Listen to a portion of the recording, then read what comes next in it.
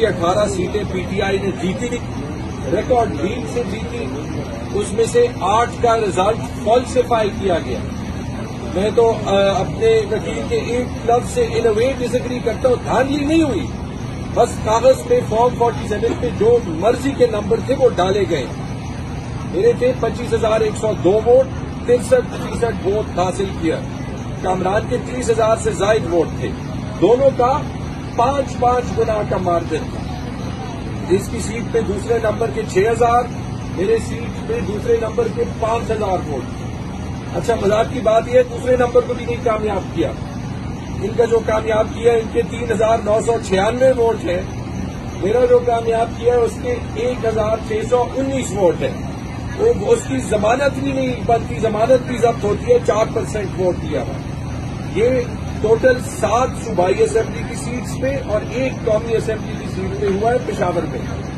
ہم سب جو ہے ہمیں باہر کاؤنٹنگ سے ڈیلیبریٹلی چھوڑا گیا۔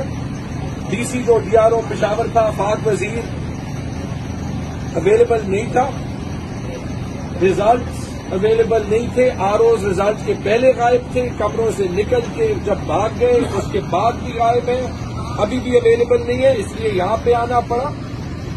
2-3 چیزیں، ہم صرف یہاں پہ ایکشن نہیں لیں گے۔ دیکھیں یہ لوگوں کا مینڈیٹ چوری ہو رہا، ان پہ ایف آئی آر کریں گے، یہ کرمنل آفینس ہے، ڈی سی پہ ایف آئی آر کریں گے، چیف سیکرٹری کو لکھیں گے کہ انڈر END رول ان کے اگینسٹ ایکشن لیں، اور جو ان کے اگینسٹ لیگل کارروائی بنتی ہے وہ کریں گے انشاءاللہ۔ جیسے ہی آرڈر نکلے ہماری ایکسپیکٹیشن یہ ہے کہ جو میتھمیٹیکل ایرر ہی اس کو کہہ سکتے ہیں نا، کہ مطلب 1600 کے بجائے ایک 0 اور لکھا ہوگا اور 25,102 کے بجائے 11,000 کچھ شاید ٹائپنگ میں غلطی ہو گئی، کہ وہ کریکٹ کر دیں، رائٹ؟ کیونکہ اس کے باوجود جو ہے وہ جو پختونخوا کے ریزلٹس آئے ہیں انہوں نے بتا دیا ہے کہ پوری اسمبلی پی ٹی آئی کی ہے۔